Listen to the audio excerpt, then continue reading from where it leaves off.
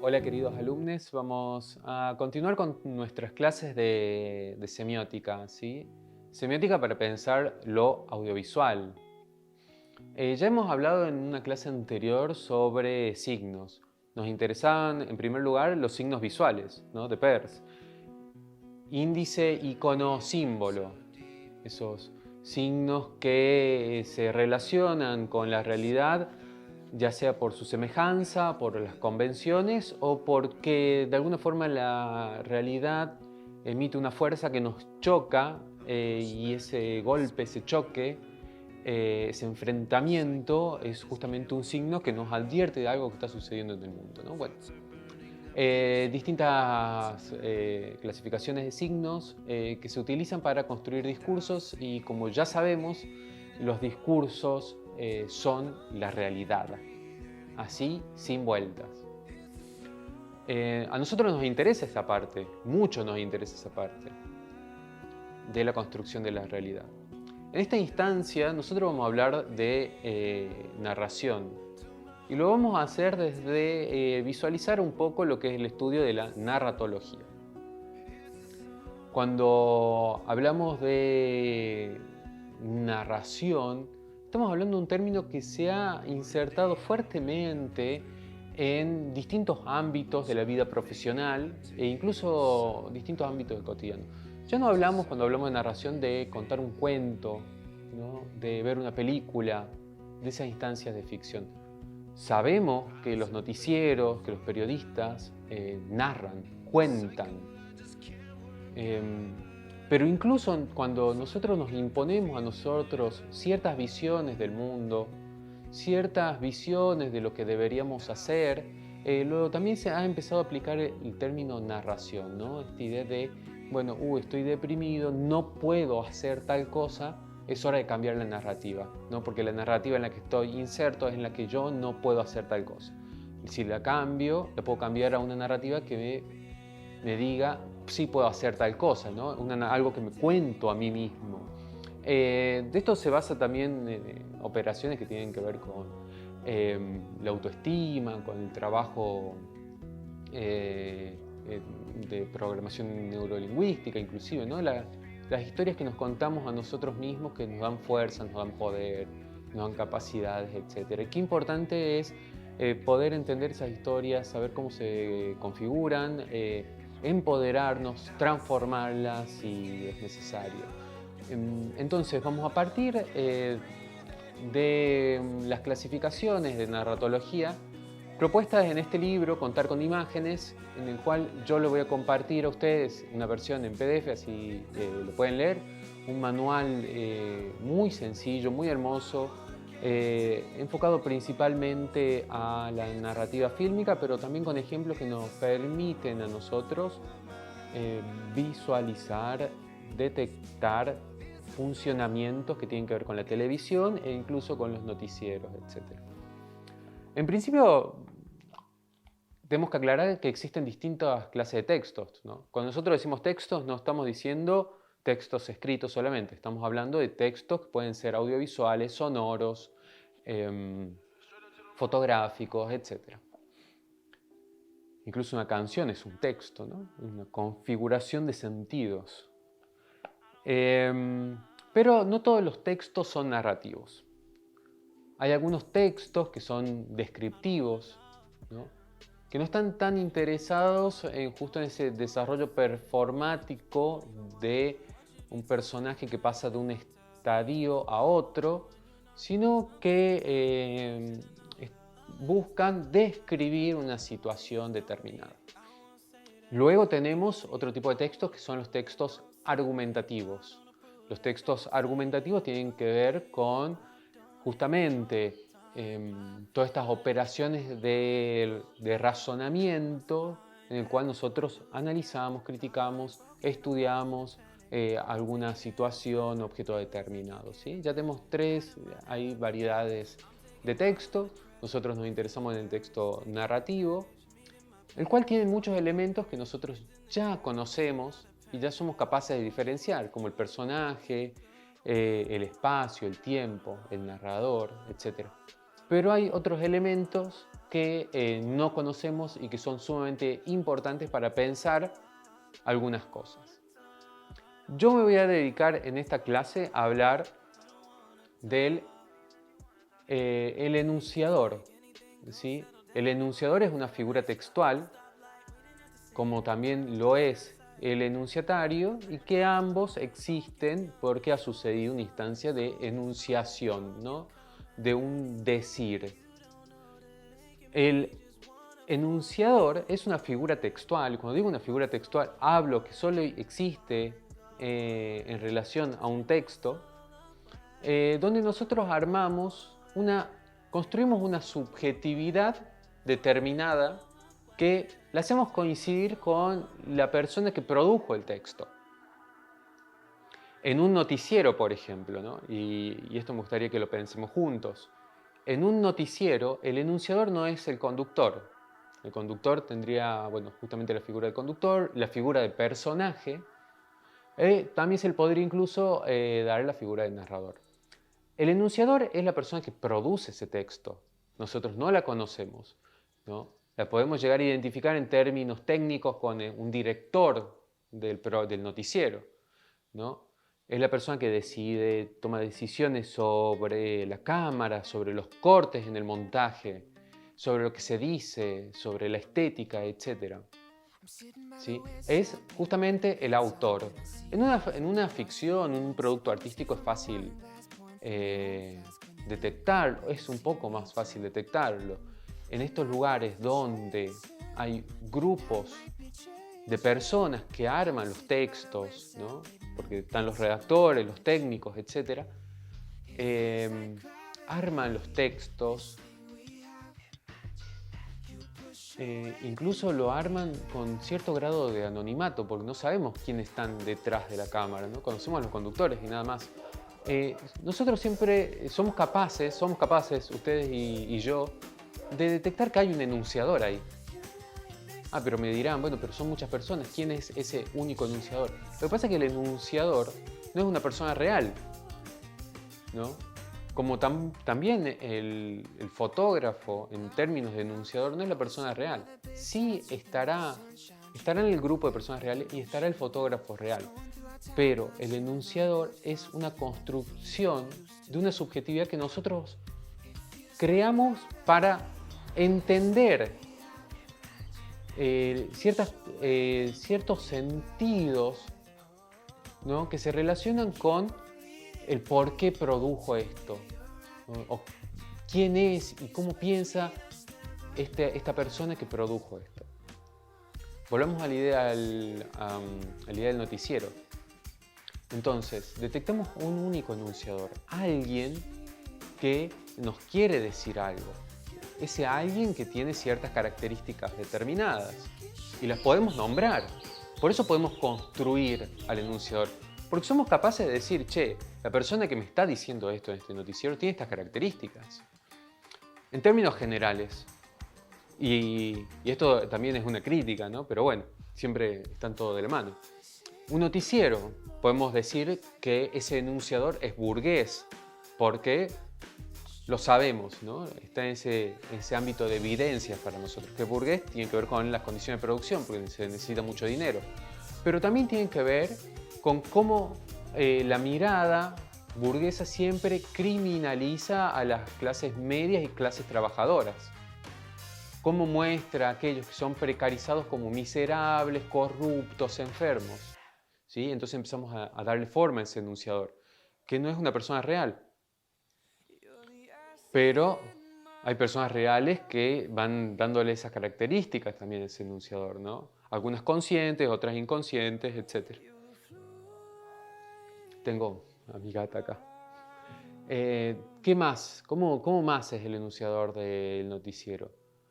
Y es blanco.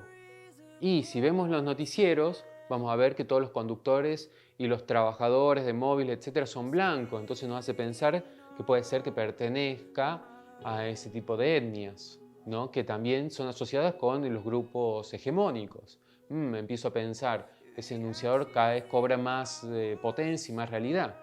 aunque no lo conocemos. Y como dijimos, capaz que en términos de asociarlo a una única persona, capaz que no es posible. Luego, es burgués, es blanco, es heterosexual. ¿Y cómo es representada la mujer? ¿Como un objeto? ¿Como un ser hecho para ser visto? ¿Y cómo es representado al hombre? Empiezo a ver el noticiero, lo repaso, me fijo, y empiezo a detectar que sí, la mirada puede ser heterosexual. ¿Es europeo? ¿Es asiático? Es más occidental. Y entonces lo empiezo a armar, ¿no? ¿Es hombre, varón? Y probablemente sea varón. Mira que los roles principales están otorgados a varones. La credibilidad de alguna forma se le otorga primero al varón. Entonces, y empiezo a darle forma al enunciador. A ver, lo configuré ese enunciador y ninguno de nosotros va a ser capaz de negar que ese enunciador existe. Decimos, sí, existe esta persona, esta subjetividad, conformada tal vez por un grupo de personas, que nos quiere decir esto, de esta manera, ¿no?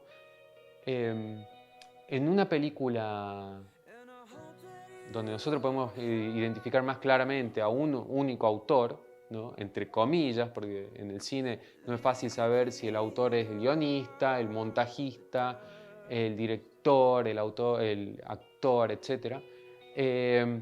Incluso en esas instancias donde es más fácil identificar al autor con el enunciador, son distintos, porque el enunciador es solo una instancia textual y no muta luego. Si bien la persona luego puede cambiar y pensar y ser de otra forma distinta, incluso morir, y el enunciador puede permanecer siempre vivo porque el texto los revive de alguna forma.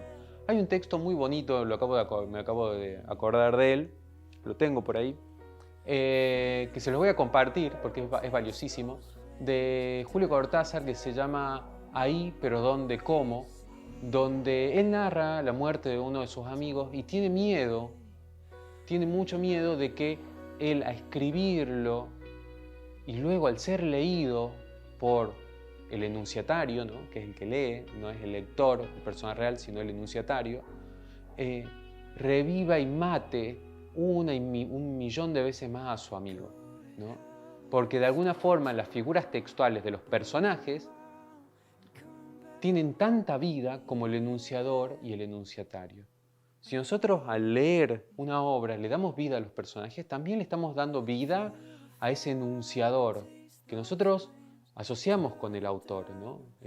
En términos sencillos estaríamos diciendo, cada vez que yo leo no solamente revivo a los personajes, también revivo al autor, y también el lector vive, ese lector ideal vive, ese lector para el cual fue escrita ese texto determinado. Muy hermoso texto, se lo recomiendo, y empieza a aparecer de forma poética y bella esta dificultad para entender estas instancias, ¿no? esta problemática en términos positivos de problemática. Entonces tenemos un enunciador. Cuando yo hablo de Barthes, ya hemos hablado bastante de Barthes, un semiólogo muy importante, francés.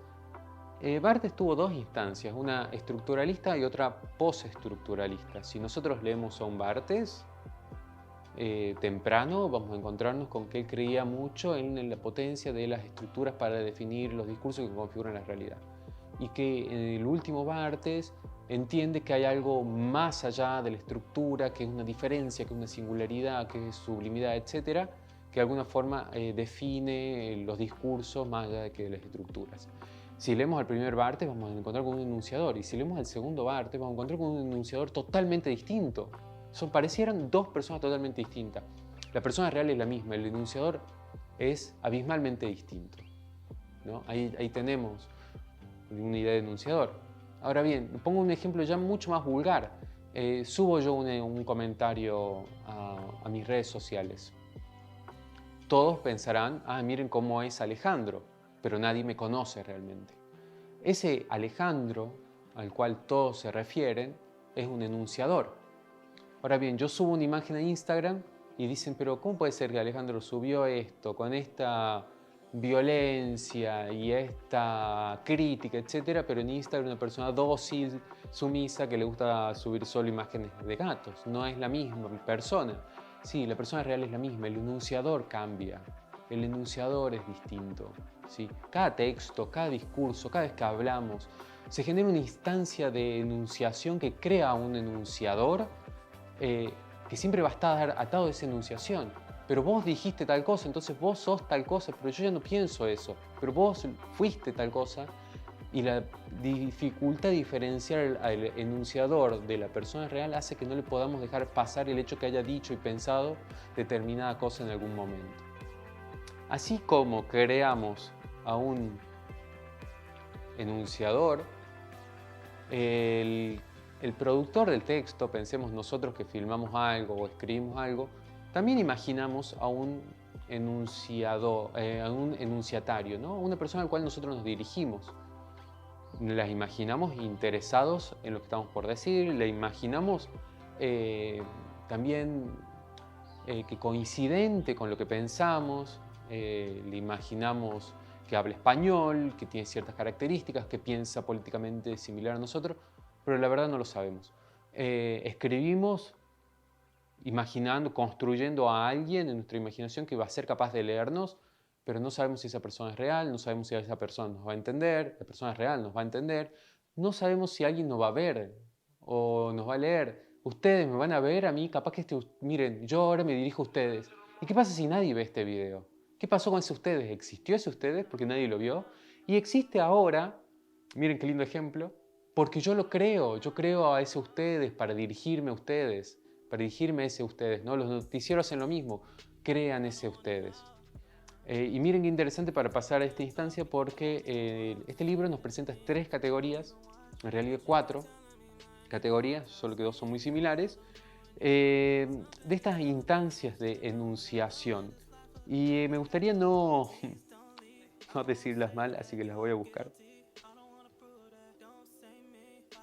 Son de un autor llamado Francesco Cassetti, ¿no? un narratólogo muy importante, y dice que existen configuraciones enunciacionales, ahí casi se me traba la palabra, enunciacionales, y dice que son de la siguiente forma, ¿no? Son instancias enunciacionales audiovisuales. La primera es la de la cámara objetiva. ¿Cuál sería la cámara objetiva? Bueno, una película, pensemos en una película de cine tradicional, ¿no? Con montaje clásico, donde la toma, el marco parecería ser una ventana al mundo. Y nosotros vemos sin interferir, pero como si fuera una ventana, como si no hubiera enunciador casi, ¿no? Porque estamos en el mismo lugar, el enunciador y el enunciatario. Vemos desde el mismo lugar. Me parece que no está este otro al lado que me narra porque todos vemos lo mismo, aunque hay un enunciador. Esto es como un efecto, ¿no?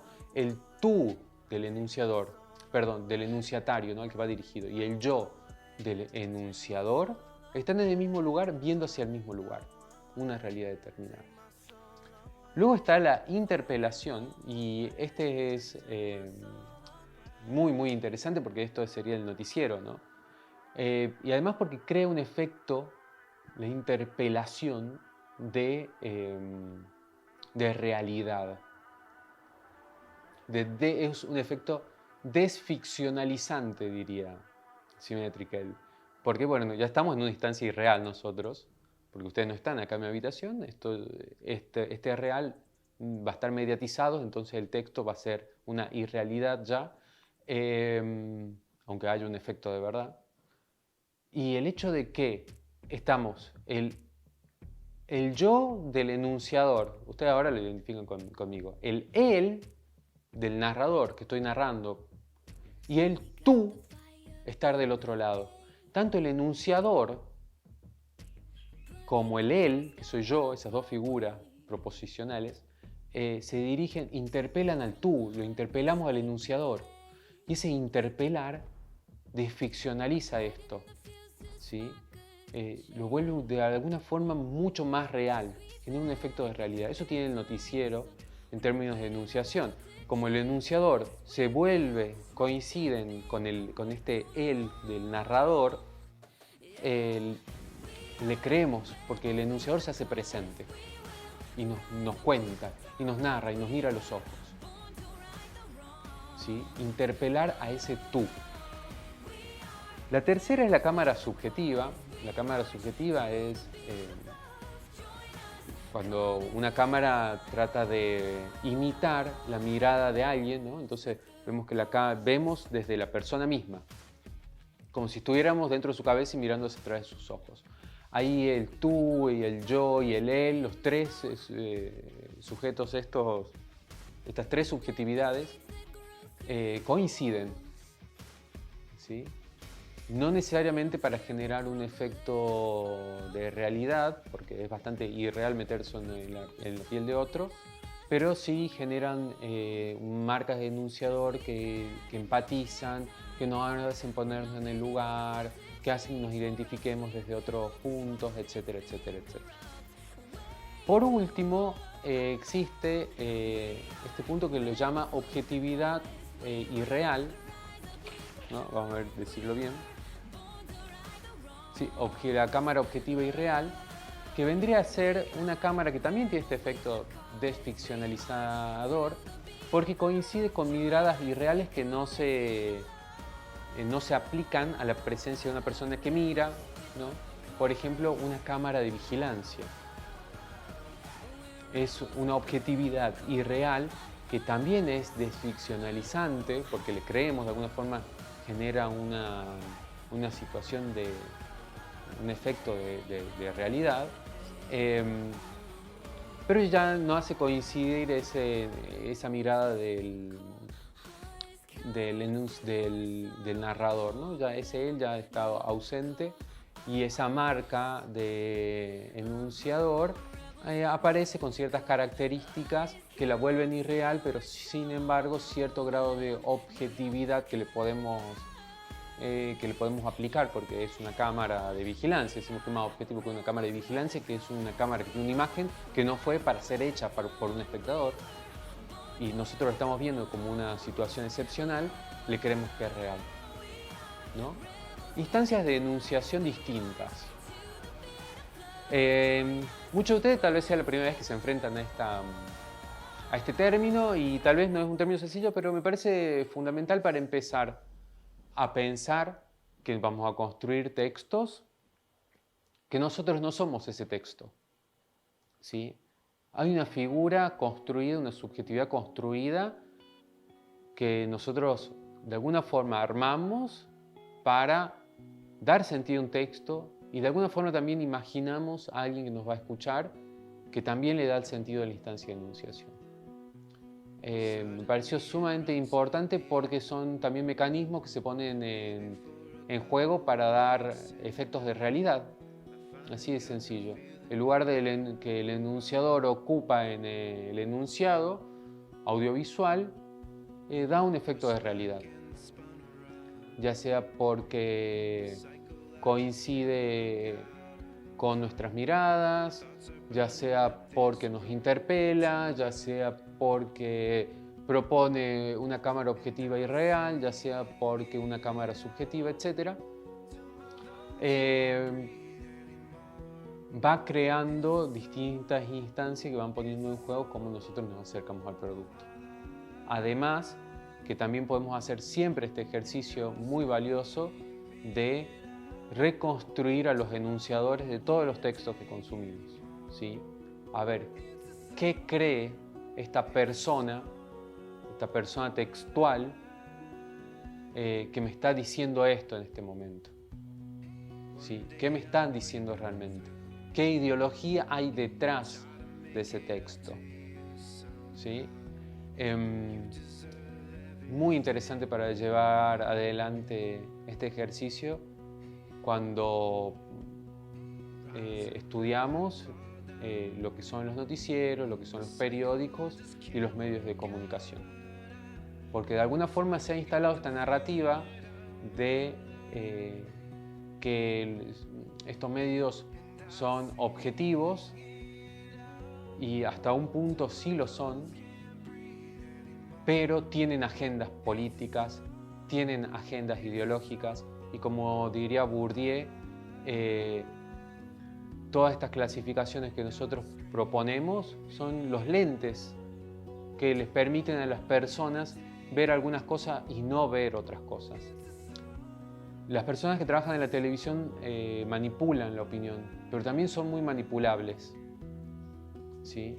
Y muchas de ellas conscientemente ejercen justamente esta manipulación sobre otros, ya siendo manipuladas para decir cosas que operan incluso en contra de sus intereses. Bueno, nos vemos en la próxima clase. Vamos a seguir con narratología. Vamos a hablar luego sobre focalización, que tiene mucho que ver con el enunciador, y vamos a ver ya con cuestiones mucho más interesantes a la hora de producir texto, que son el personaje, el espacio y el tiempo. Bueno, los dejo, nos vemos en la próxima clase.